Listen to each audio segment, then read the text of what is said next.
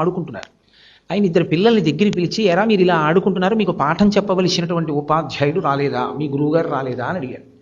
ఒక పిల్లాడు అన్నాడు, గురువుగారు రాలేదండి ఇంకా అన్నాడు. రెండో పిల్లాడు అన్నాడు, మా గురువుగారు వచ్చి పాఠం చెప్తున్నారండి, మేమే బయటకు వచ్చి ఆడుకుంటున్నాం.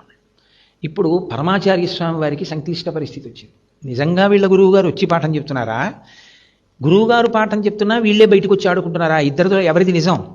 ఆయన ఇద్దరినీ తన వెంట రమ్మని, ఆయన సాక్షాత్తు పీఠాధిపతి, ఆయన వేద పాఠశాలలోకి వెళ్ళి అడిగారు, వీళ్ళ గురువుగారు వచ్చారా అని అడిగారు. రాలేదు అని చెప్పారు. చెప్తే ఆయన అన్నారు, ఎరా మీ గురువుగారు రాలేదు కదా, రాలేదన్న మాట రాలేదు అని వీడు నిజం చెప్పాడు. మా గురువుగారు వచ్చి పాఠం చెప్తుంటే మేమే బయట ఆడుకుంటున్నామని నువ్వు చెప్పావు, ఎందుకు ఇలా చెప్పావని అడిగారు.